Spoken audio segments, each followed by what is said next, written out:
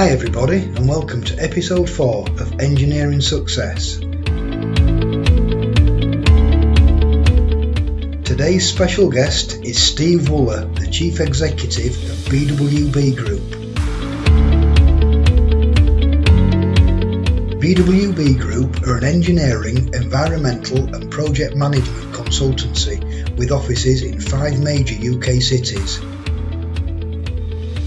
BWB has a long track record and award-winning profile in the UK consultancy sector and an embryonic presence in international markets. In 2017, BWB became part of CAF Group, a major global player in urban mobility solutions. Steve is a Fellow of the Institution of Civil Engineers with over 35 years of varied engineering experience, working on numerous high-profile projects for major developer clients. He is a past chairman of AEC's Midlands region and an active participant in AEC activity generally.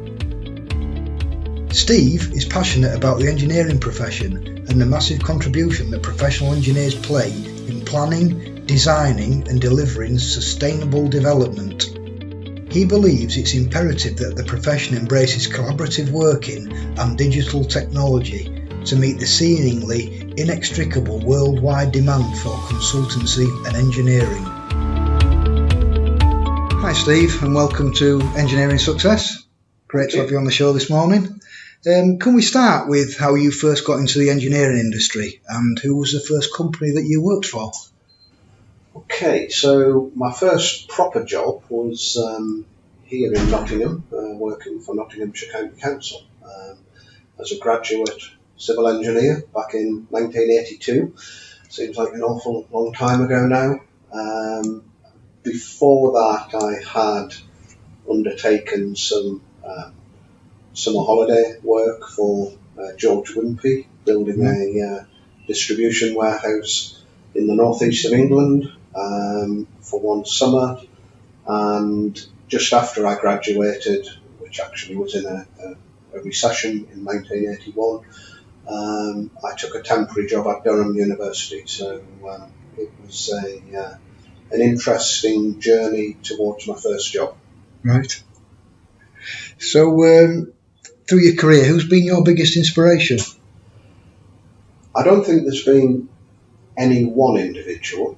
There's certainly been a variety of people who have been a role model and someone or people that I have looked up to and learned from, going back all the way to my first job at Nottinghamshire County Council, where the assistant director had a fearsome reputation, but he was a very good engineer. He didn't suffer fools, but he was very fair. And so I think I learned a lot from John Terrell. He's dead now, but he was an old-style engineer, very formal, but very structured and very keen to develop young people. So led all of the graduate scheme at the County Council, where there were perhaps 10 graduates training under agreement at the time.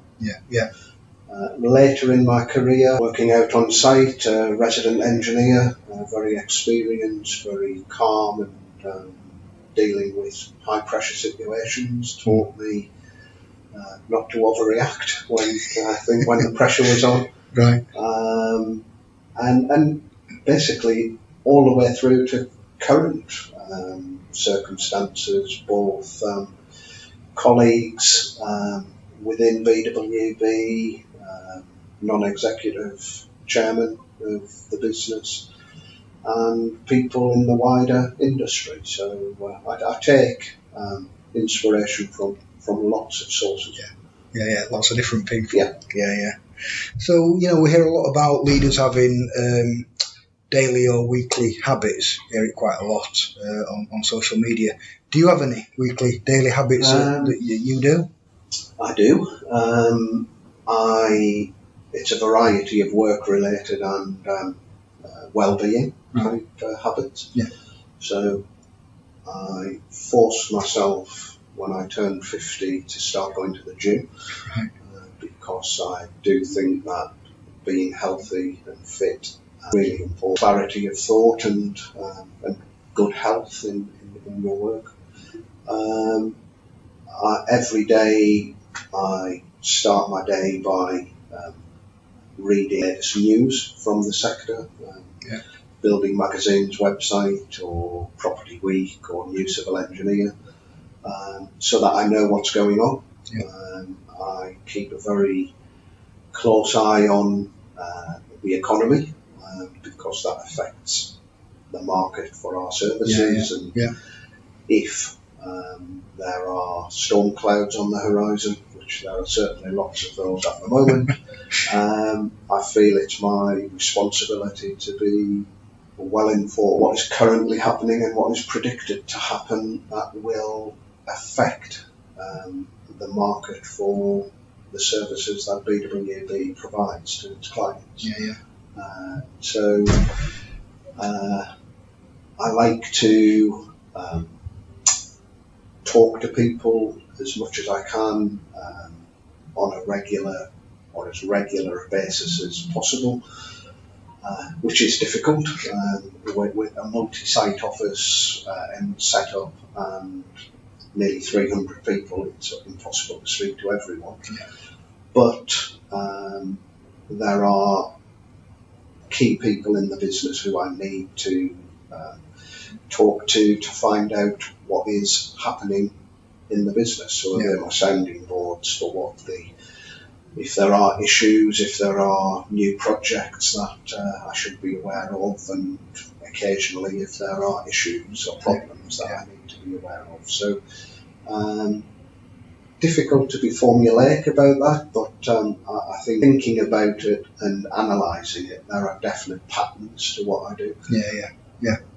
So are you an early riser? What No, I'm not. People will laugh at BWB who hear this, because if I come into the office early, people check their watches, and I'm the opposite. I get up at 7:30, read the newspaper on my phone, do a Sudoku, a fiendish or a super fiendish Sudoku. Right. Habits, patterns, and I try to get into the office just after 9 o'clock, 9:30. Right.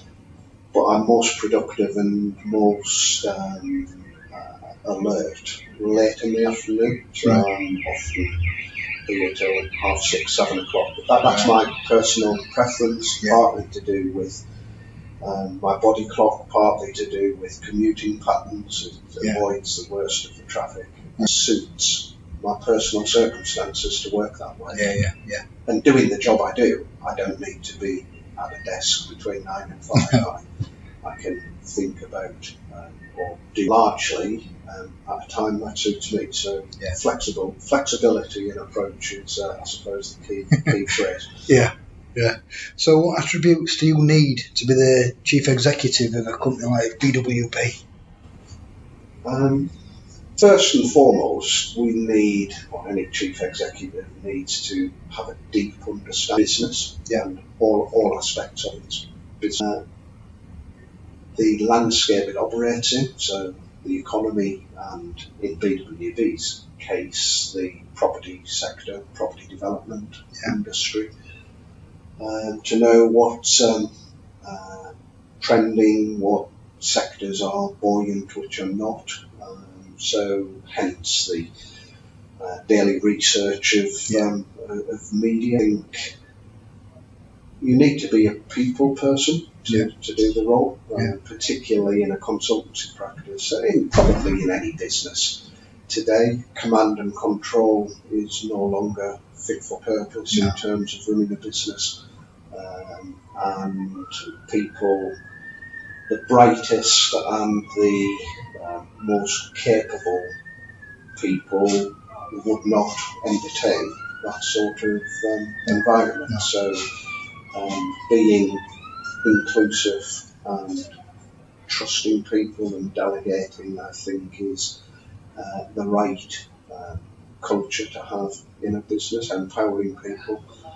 And with that goes characteristics like trusting people, communicating authentically, and engaging at all levels and whenever possible, because people don't need, in my experience, a lot of time talking to you, but if it's quality time and it's relevant, it's powerful.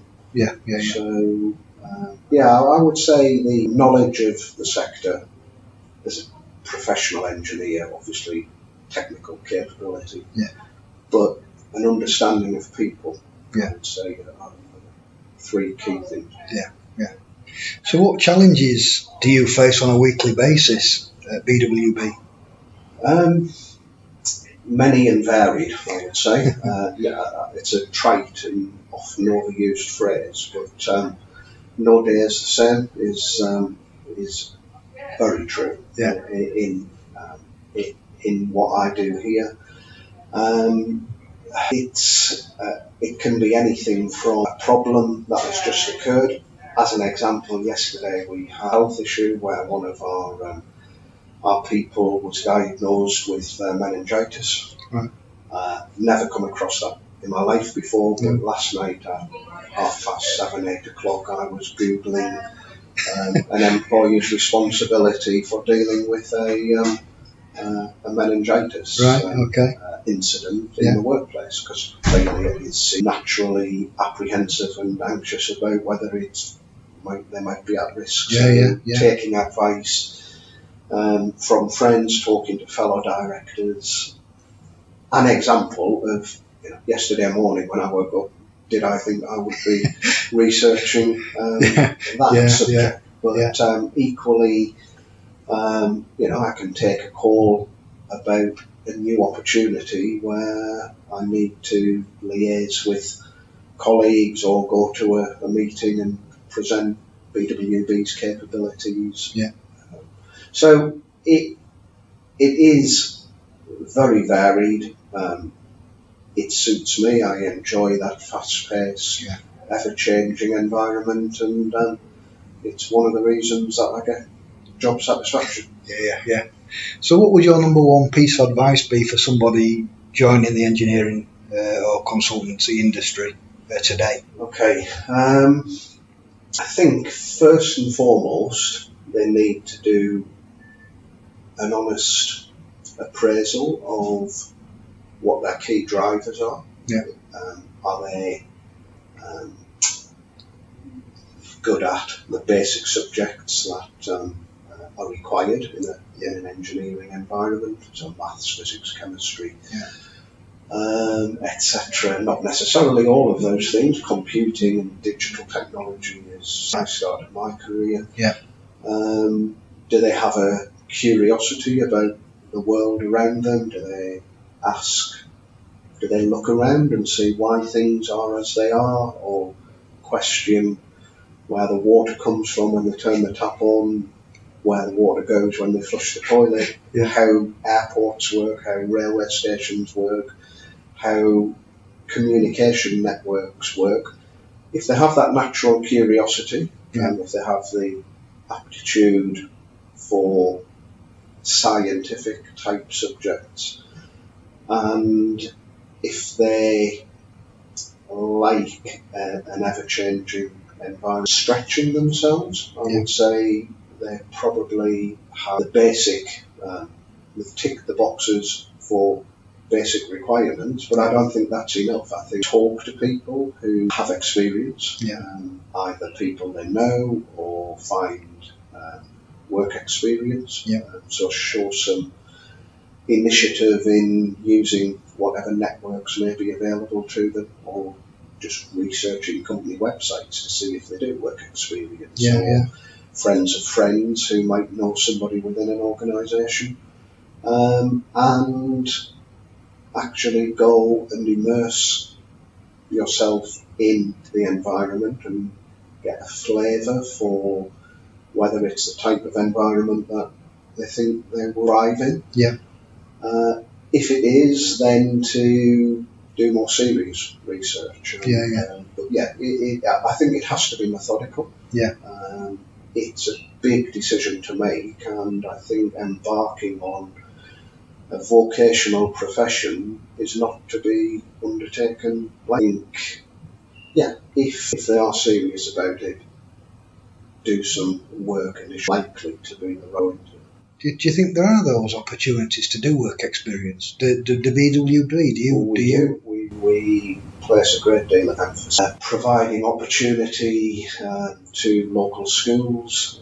We do outreach into schools via a number of organisations, and a lot of people use their network, so people will ring me or email me and ask a friend of a friend has a son or a daughter who is showing an interest in engineering.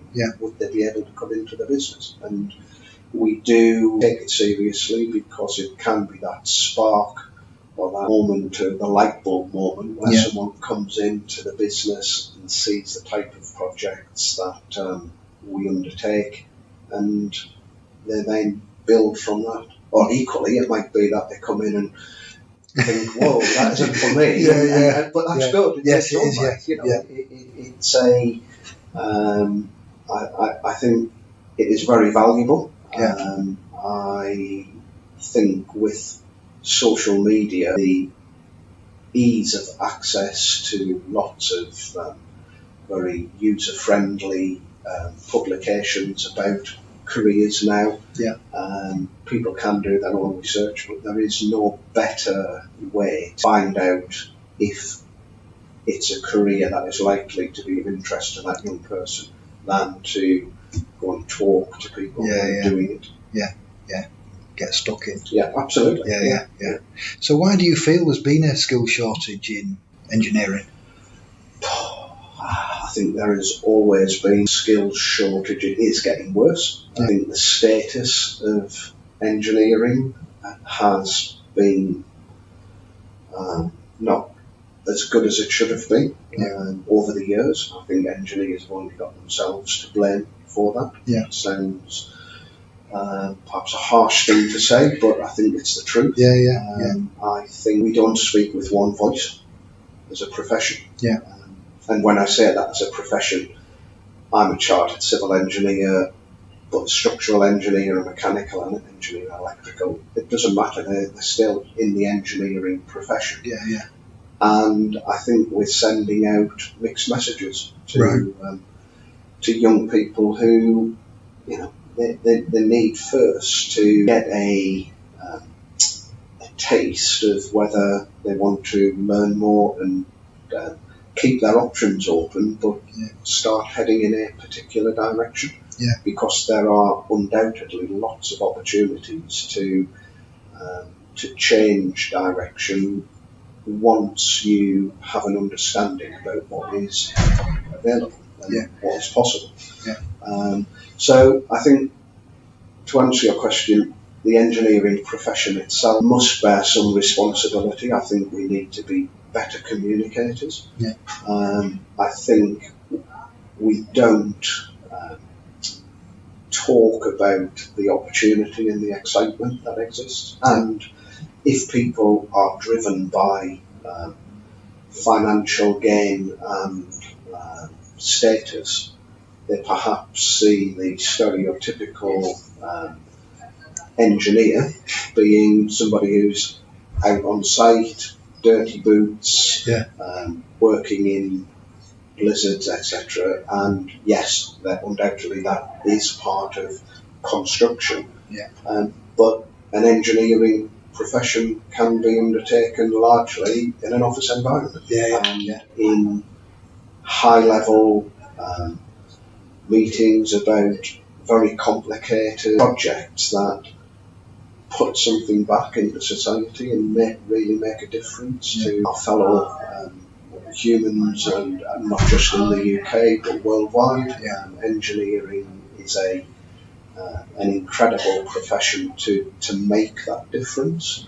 It's probably the key reason, thinking back, why I decided to do a civil engineering degree. I can't think there was one particular moment, but I always wanted to do something that made a difference Yeah, to improve the lot of people around me in the communities that I'd seen either improved by infrastructure and construction or equally decimated by industrial dereliction and job losses, etc. So it needs agents of change to influence adapting an ever-changing environment and economy towards something that improves people's lives. Yeah. But would you think we're turning a corner in getting the voice of engineering out there a little bit better now? Now there's been a big focus on the skills gap, or do you still think there's a lot of work to be done? There's still a lot of work to be done, but what I would say is I'm very encouraged by the big strides that have been made with regard to diversity, particularly women into engineering. 9% or 11% or 13%, whatever the figure is clearly not enough.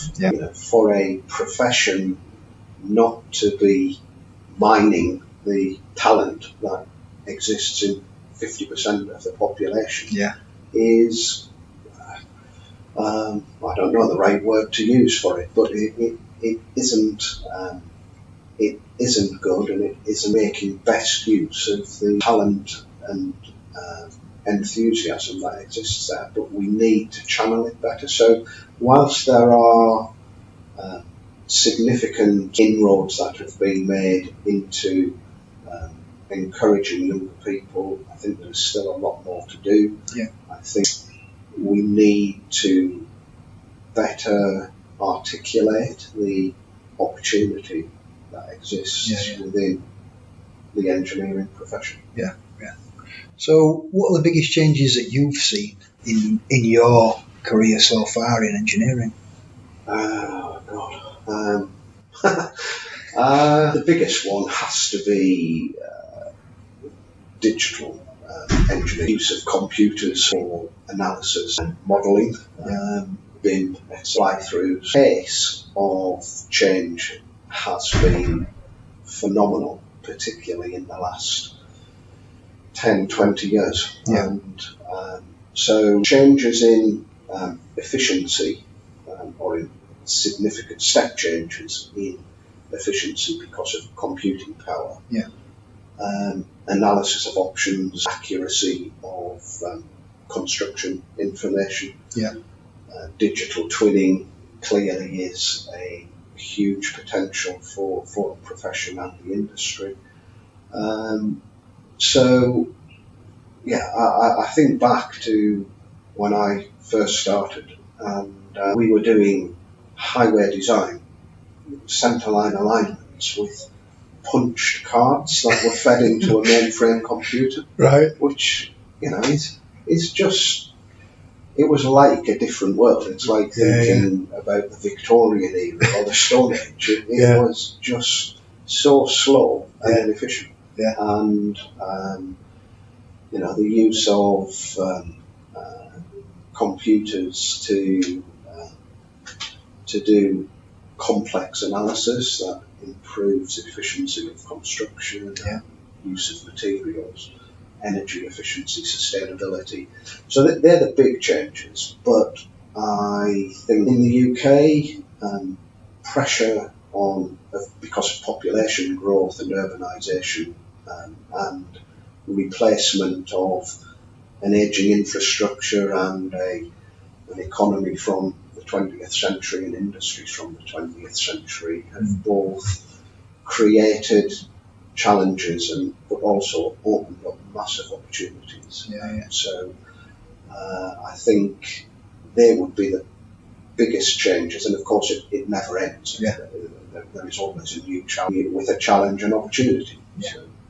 So where do you think it's going to change in the next 5 to 10 years? Technology, do you think, even more? Yeah, definitely. Digital technology.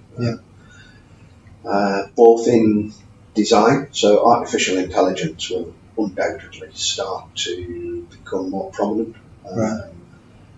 Whether that is in 5 years or 10 years, the artificial computer learning can do 1,000 options that a human operator, engineer, call it what you will, would take half a day or a day to do, done in seconds. So again, that is a threat. It's a threat to people's jobs. It's an opportunity to become more efficient in use of materials, reduce costs. But I think what will never change in the engineering profession is the need for an understanding of society and people. So you can't, I don't think you can, teach computers about empathy with the human condition or about looking at the social impact of hard engineering projects. I think there will always be a place for informed and capable engineers who understand and interact with fellow professionals. I see that being the biggest change. So social engineers, if I can use that phrase. It has an awful connotation, actually, social engineering, and that isn't what I mean. It's the getting the best out of engineering for the benefit of society. So how do you keep yourself motivated? I'm motivated by challenge and change. With position, goals, responsibility. So, people's livelihoods, future careers, hundreds or a very diverse number of stakeholders, our clients, our fellow professionals, our people, are reliant on this business being the best it can be. So that is a motivator for me. Every day I'm motivated. I take inspiration and motivation from people around me, and I make a point of doing that. Because no one, no matter how strong or how capable they are, can be at the top of their game 24/7. They just can't. And everyone occasionally needs to have a heart-to-heart with someone who they trust and respect, and pick themselves up if they're feeling low or haven't got an answer. No one, I think there is an expectation that directors of businesses, chief executives have the answer to every question. Of course they don't. And, the best, in my experience, some of the best ideas come from people within the business who have capabilities and talents and interests that are from a different part of the palette to the older generation. They generally are older. I'm afraid to say they are generally male. Not male and stale, but they are, most the boards of directors of a lot of engineering businesses are predominantly male. That needs to change. It needs to change, not just to tick a box, but to bring different ideas and ways of working together. Teamwork being an obvious one. I think having women in a group of men changes the dynamic. Undoubtedly. And that's a good thing. Having people from diverse backgrounds changes the dynamic and opens up people's thinking. The art of the possible. People being confident to express an opinion that perhaps challenges convention and the norm is a powerful medium. So, it's important that we continually develop as people and professionals. So how do you develop yourself within the business? We talked earlier about some of my habits of making myself aware of what's going on. Yeah. So that applies also to self-development. Right. For as long as I can remember, I have read books about human psychology, about organisational theory, inspiring people, about people who are inspirational figures and why they became inspirational. With the advent of videos, TED Talks, I'm an avid follower of TED Talks. I think, and I recommend some ones that are my favourites to people within the business who perhaps come to me with a challenge that I've dealt with years ago and say, well, you might like to watch this. And not telling them what my opinion is, but go away and do some self-learning or some reflection. So I think we use a phrase, one of our values actually in the business is curiosity. Yeah. And I think that is essential to anyone who wants improving themselves and developing. They have to have a natural curiosity about not just technical things, but about themselves. How can they be better at whatever it is that they want to be better at? How can they understand the impact that they have on other people? Opening their eyes to their habits, their behaviours. So self-learning, I think, is critically important.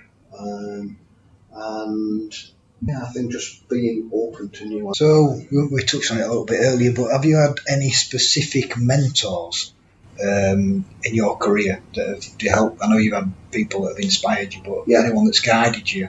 I have. I'm a great believer in coaching. Just like athletes have coaches to up their game or to improve their performance, I really believe that business people or engineers or professionals, I think they're all one and the same to me, should be big enough to accept that there's lots of room for improvement and to have some home truths. And I first engaged with a coach, an executive coach, probably in the early 2000s, who I'm still in touch with, who I'm still friends with. A guy called, he's a call out for you, Paul Fox. He's a fellow northeasterner, although he's a Geordie and I'm a Mackin.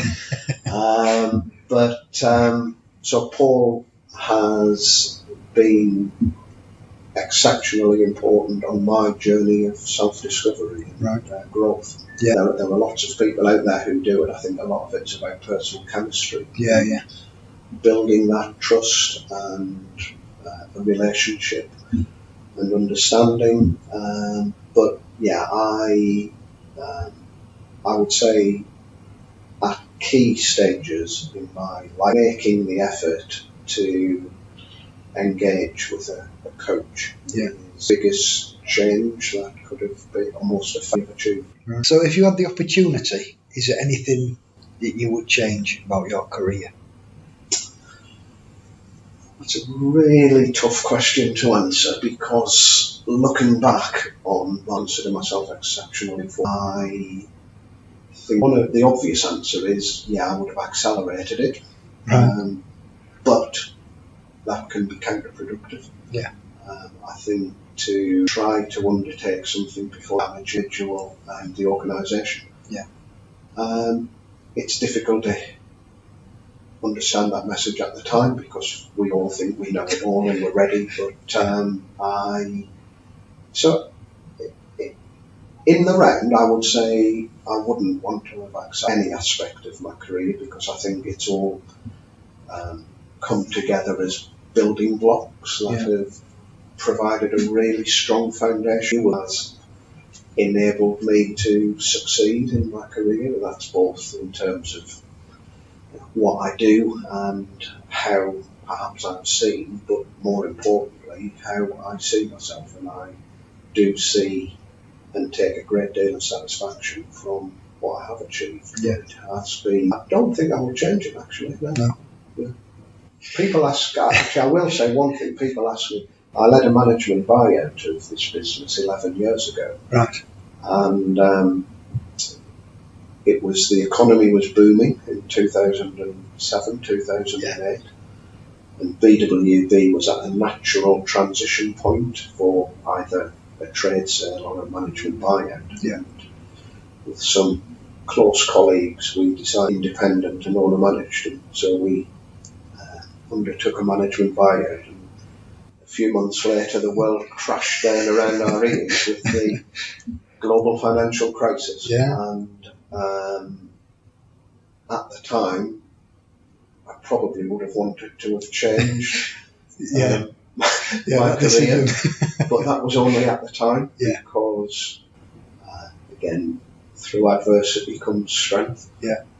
What doesn't kill you makes you stronger, and I've got no doubt that BWB's success over the last 5-10 years was formed in that crucible of difficulty and challenge, and it was a bad time. It was a really bad time, but we learned a lot about the business, about ourselves, and it forged an exceptionally strong business that has gone on from a difficult time onto a really interesting trajectory and journey. Yeah.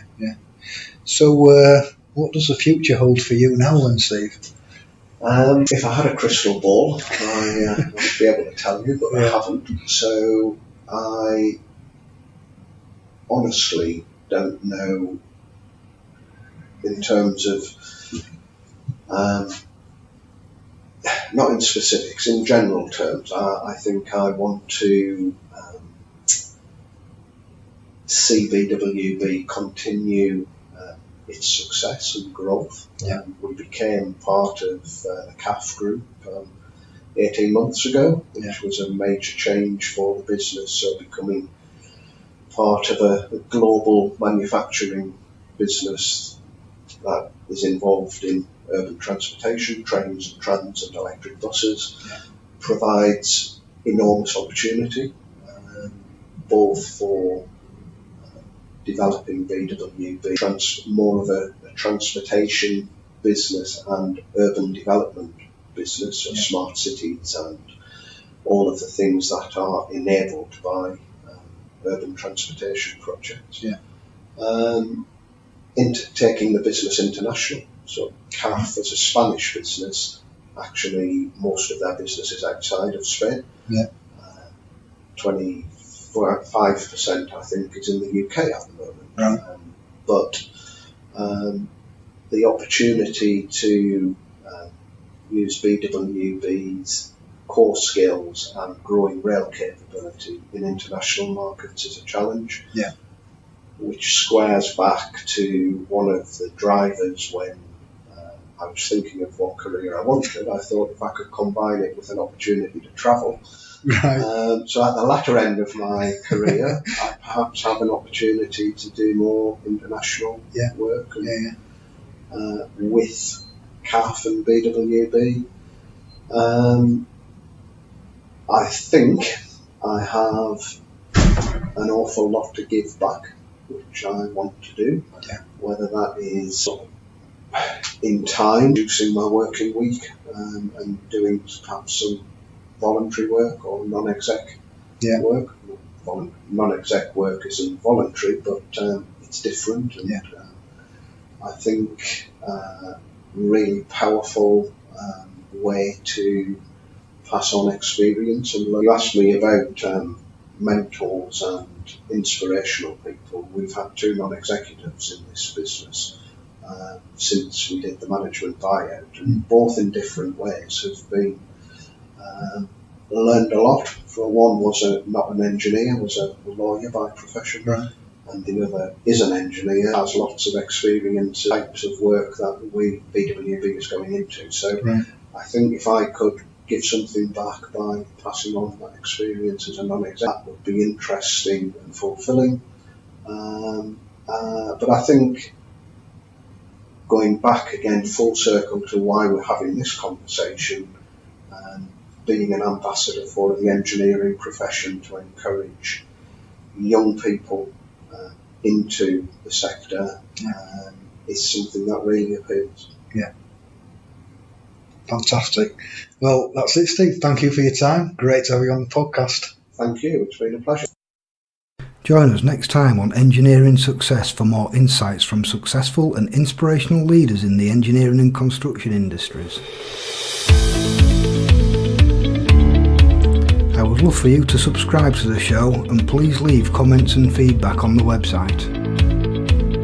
Have an amazing week and see you next time on Engineering Success.